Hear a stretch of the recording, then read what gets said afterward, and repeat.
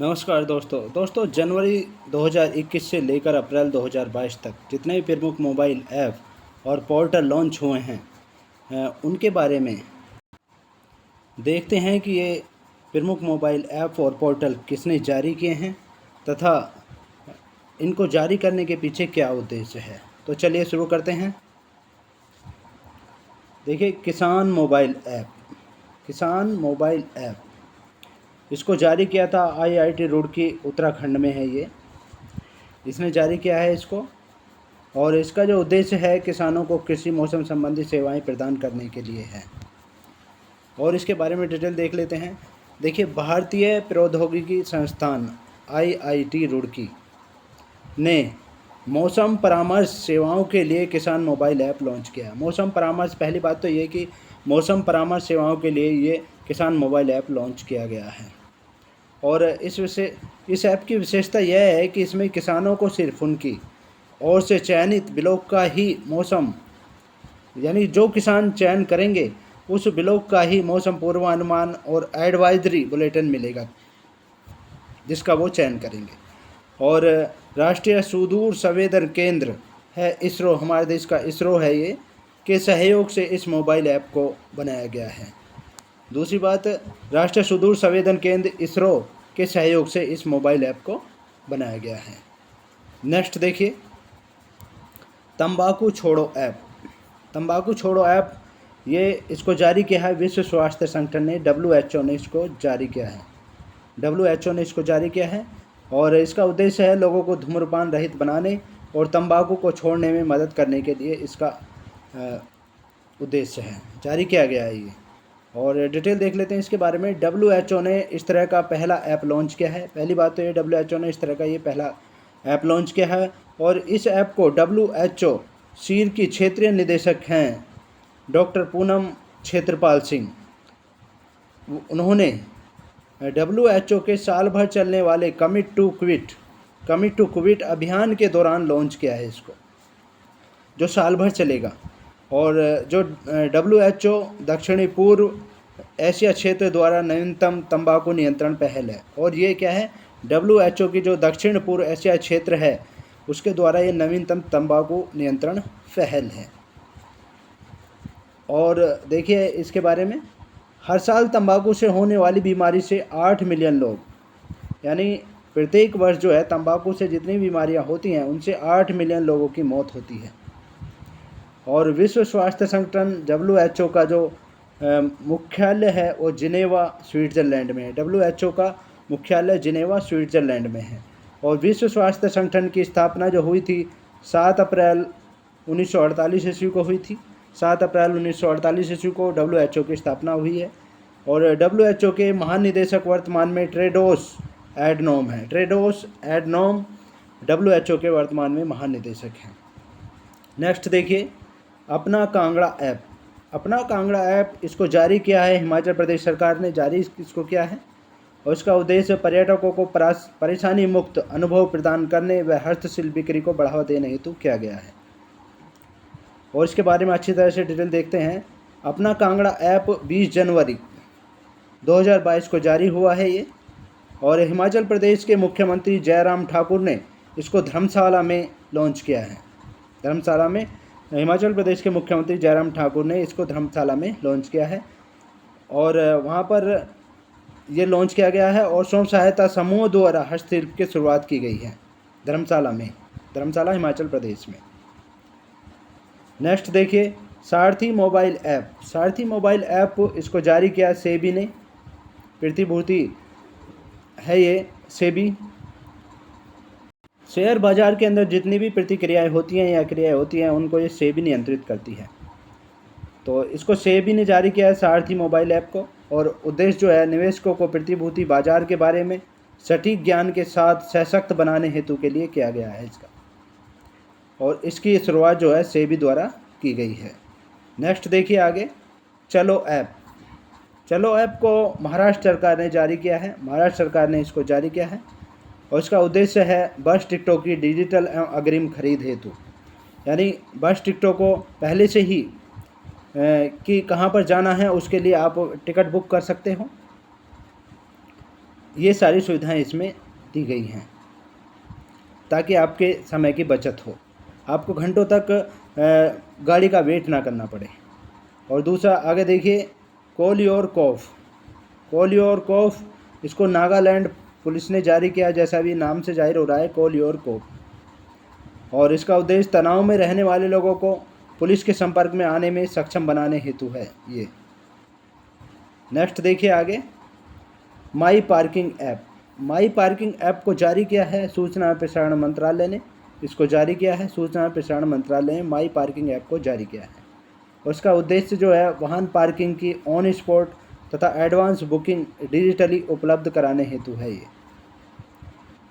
वाहन पार्किंग की on spot तथा एडवांस बुकिंग डिजिटली उपलब्ध कराने हेतु इसका लॉन्च किया गया है ये। और इस ऐप की शुरुआत श्री अनुराग ठाकुर ने, जो सूचना प्रसारण मंत्री, खेल एवं पर्यावरण मंत्री भी हैं, उन्होंने 14 अक्टूबर 2021 को दिल्ली में की थी। इस ऐप की शुरुआत श्री अनुराग ठाकुर ने 14 अक्टूबर 2021 को दिल्ली में की थी। नेक्स्ट देखिए, फिश वाले ऐप। फिश वाले, जैसे नाम से जाहिर हो रहा है कि फिश यानी मछली वालों के लिए है ये ज़्यादातर। और इसको जारी किया असम सरकार द्वारा इसको जारी किया गया है। दूसरा, भारत का ये पहला ई फिश मार्केट है और यह ऐप जलीय कृषि के लिए वन स्टॉप समाधान प्रदान करेगा। जलीय कृषि के लिए वन स्टॉप समाधान प्रदान करेगा और खरीदारों और विक्रेताओं दोनों को मछली, जलीय कृषि उपकरण और दवा, मछली फीड और मछली बीज ऑनलाइन ऑर्डर करने और बेचने में ये मदद करेगा। आगे देखिए, नेक्स्ट में है गरुड़ ऐप। गरुड़ ऐप को मुख्य निर्वाचन आयोग ने जारी किया है। हमारे देश के निर्वाचन आयोग ने इसको जारी किया है और सभी मतदान केंद्रों के डिजिटल मैपिंग के लिए इसका उद्देश्य रखा गया है। और चुनाव कार्य में तेज़ी लाना, स्मार्ट, पारदर्शी और समय पर पूरा होना हो सके, इसके लिए ही चुनाव आयोग ने इस ऐप को जारी किया है। यानी चुनाव आयोग के जितने भी कार्य हैं उनमें तेज़ी आनी चाहिए, तेज़ी से होना चाहिए, स्मार्ट होना चाहिए, पारदर्शी होना चाहिए तथा समय पर होना चाहिए। इसके लिए चुनाव आयोग ने इसको जारी किया है। और देख लेते हैं, गरुड़ ऐप के माध्यम से बूथ स्तर के अधिकारी जो हैं, BLO जो कहते हैं जिन्हें, वे अपने पंजीकृत मोबाइल नंबरों से केंद्र के अक्षांश और देशांतर जैसे डाटा के साथ मतदान केंद्रों की तस्वीरें और स्थान की जानकारी अपलोड करेंगे। यानी जो BLO होते हैं, बूथ स्तर के अधिकारी, उनके पास एक पंजीकृत मोबाइल दिया जाता है उनको, वो केंद्र के अक्षांश और देशांतर जैसे डाटा के साथ मतदान केंद्रों की तस्वीरें और स्थान की जानकारी अपलोड करेंगे। दूसरा, यह ऐप कागजी कार्रवाई को कम करने में भी मदद करेगा। तीसरा, आपको बता दें कि भारतीय निर्वाचन आयोग का गठन जो है 25 जनवरी 1950 को हुआ था। भारत निर्वाचन आयोग का गठन 25 जनवरी 1950 को हुआ था और भारत निर्वाचन आयोग का जो मुख्यालय है वो नई दिल्ली में है। नई दिल्ली में इसका मुख्यालय है। और भारत के मुख्य चुनाव आयुक्त जो हैं सुशील चंद्र हैं, श्री सुशील चंद्र मुख्य चुनाव आयुक्त हैं वर्तमान में। नेक्स्ट क्वेश्चन देखिए, प्रगति ऐप। प्रगति ऐप को LIC भारतीय जीवन बीमा निगम ने जारी किया है और इसका उद्देश्य विकास अधिकारियों के विशेष प्रदर्शन विश्लेषण के लिए जारी किया गया है। ये प्रगति का जो अर्थ है वो प्रदर्शन, समीक्षा, अनुप्रयोग, विकास और प्रवृत्ति संकेतक, यानी इंग्लिश में कहा जाए तो performance revive application growth and trend indicator है इसका पूरा नाम प्रगति का। और LIC ने अपने ग्राहकों और फील्ड फोर्स के लिए संचालन में आसानी के लिए ग्राहक केंद्रित और डिजिटल पहल की है। और आपको बता दें कि LIC का मुख्यालय जो है मुंबई, महाराष्ट्र में है LIC का मुख्यालय। और LIC की स्थापना 1 सितंबर 1956 ईस्वी को हुई थी। भारतीय जीवन बीमा निगम की स्थापना 1 सितंबर 1956 ईस्वी को हुई थी। और LIC के वर्तमान में अध्यक्ष जो है MR कुमार हैं। और इस ऐप को राष्ट्रीय सूचना केंद्र NIR की मदद से PMO टीम द्वारा देश में डिज़ाइन किया गया। PMO टीम द्वारा देश में इसको डिज़ाइन किया गया, राष्ट्रीय सूचना केंद्र NIC की मदद से। नेक्स्ट देखिए, समर्पण पोर्टल।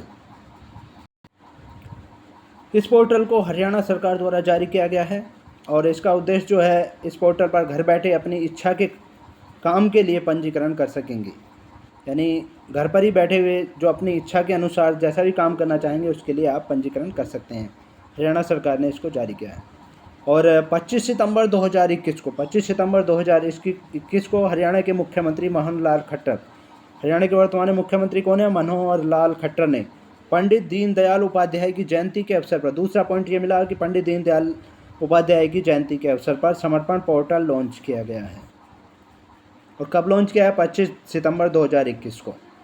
और इस पोर्टल का जो उद्देश्य है ऐसे स्वयं सेवकों को प्रोत्साहित करना है जो समाज की सेवा करने के इच्छुक हैं और सामाजिक कार्यों के प्रति अपना समय एवं प्रयास समर्पित करके हरियाणा में सामाजिक उत्थान को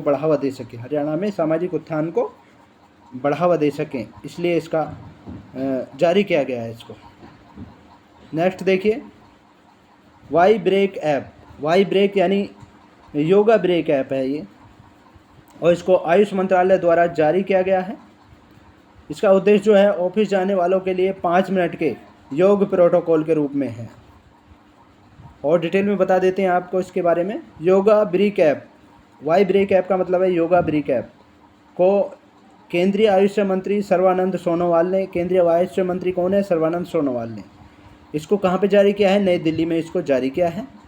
और ऐप को 30 अगस्त से 5 सितंबर 2021 तक आज़ादी का अमृत महोत्सव मनाने के लिए आयुष मंत्रालय द्वारा आयोजित सप्ताह भर की गतिविधियों और अभियानों के एक भाग के रूप में लॉन्च किया गया है इसे। यानी 30 अगस्त से 5 सितंबर 2021 तक आज़ादी का अमृत महोत्सव मनाने के लिए आयुष मंत्रालय द्वारा एक सप्ताह भर की गतिविधियों और अभियानों के भाग के रूप में इसे लॉन्च किया गया है। और कि वर्तमान में केंद्रीय आयुष मंत्री कौन है? सर्बानंद सोनोवाल हैं। और नई दिल्ली में इसको जारी किया गया है। नेक्स्ट देखिए, यह ऐप 5 मिनट का एक अनूठा योग प्रोटोकॉल ऐप है और जिसे विशेष रूप से काम करने वाले पेशेवरों के लिए अपनी उत्पादकता बढ़ाने के लिए अपने कार्यस्थल पर तनाव ताज़ा और फिर से ध्यान केंद्रित करने के लिए डिज़ाइन किया गया है। और इसमें आसन, प्राणायाम और ध्यान शामिल हैं। ये तीनों चीज़ें इसमें शामिल हैं। और दूसरे, यह विभिन्न योग प्रथाओं के बारे में जागरूकता भी लाएगा। आगे देखिए, ई गोपाला ऐप है। ई गोपाला ऐप इसको जारी किया है राष्ट्रीय डेयरी विकास बोर्ड द्वारा, इसको जारी किया गया है। और इसका उद्देश्य डेयरी किसानों की मदद हेतु है ये।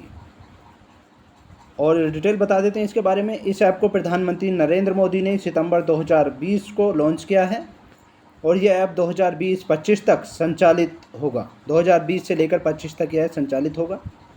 और इसे मोदी जी ने बिहार में वीडियो कॉन्फ्रेंसिंग के जरिए लॉन्च किया गया है।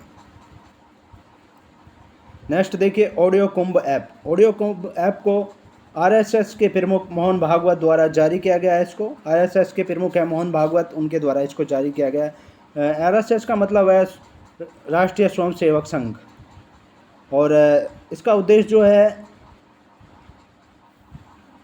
मुफ्त में राष्ट्रीय महत्व की पुस्तकों को निःशुल्क सुन सकेंगे। इसके लिए यानी जितने भी कोई भी है चाहे वो मुफ्त में राष्ट्रीय महत्व की पुस्तकों को निःशुल्क सुन सकेंगे इस ऐप के द्वारा। उसके लिए इसका जारी किया गया है, इसको लॉन्च किया गया। यह ऐप आरएसएस प्रमुख मोहन भागवत द्वारा 9 सितंबर 2021 को पटना बिहार में लॉन्च किया गया था।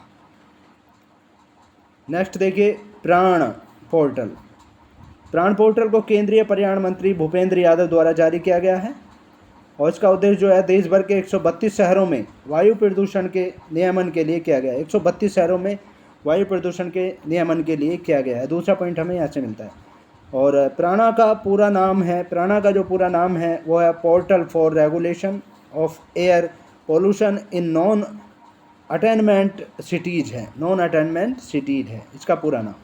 और यह पोर्टल शहर की हवाई कार्य योजना के कार्यान्वयन की भौतिक और वित्तीय स्थिति पर नज़र रखने के साथ साथ जनता को वायु गुणवत्ता पर जानकारी प्रसारित करने में सहायता करेगा। नेक्स्ट देखिए, फिट इंडिया ऐप को जारी किया है केंद्रीय खेल मंत्री अनुराग ठाकुर द्वारा जारी किया गया है इसको।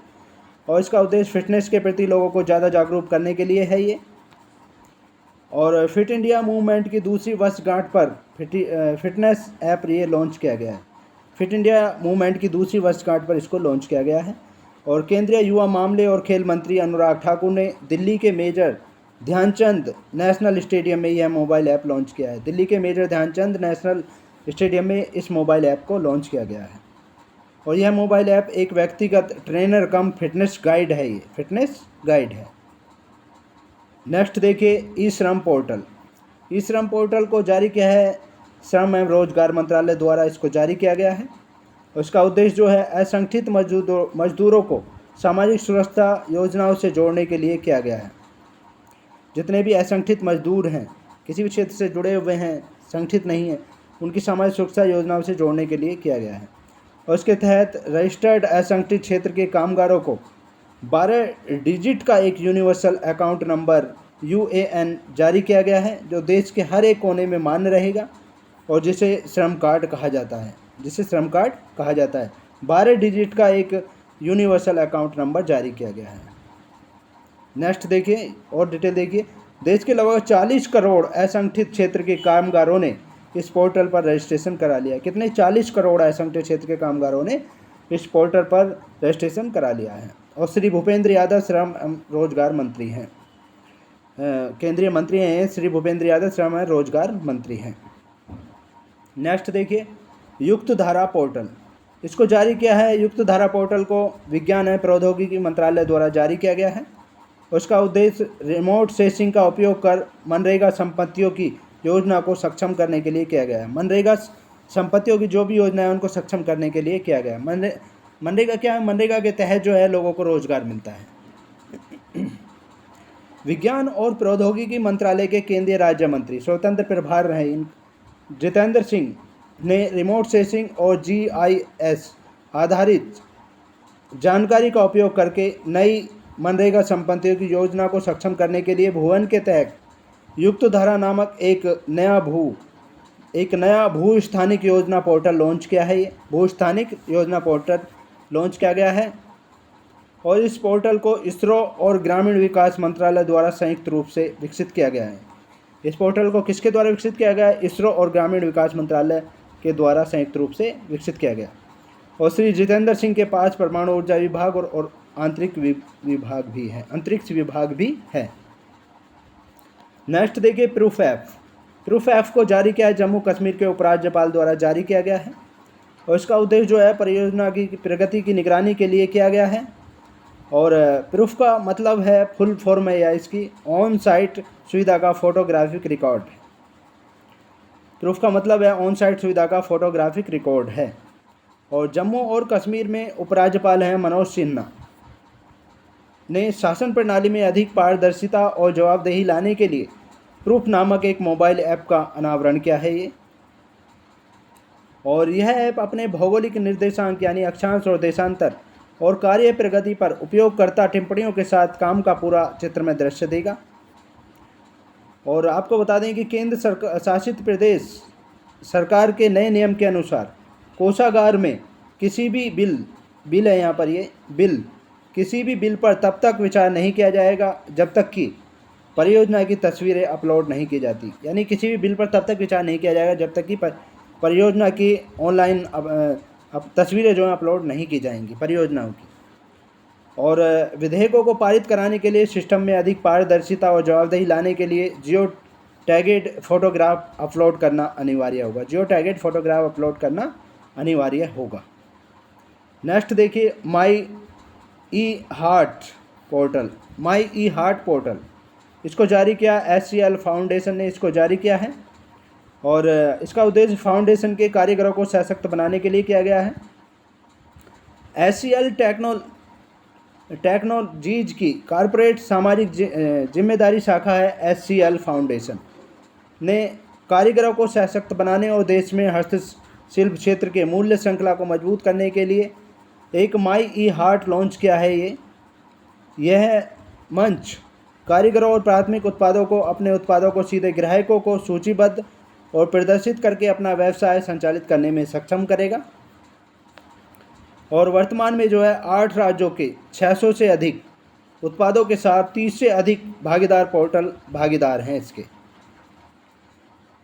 तो ये थे बहुत ही मुख्य प्रमुख मोबाइल ऐप और पोर्टल। इसके नेक्स्ट पार्ट में आपसे फिर मुलाकात होगी, तब तक के लिए शुक्रिया। Thanks so much.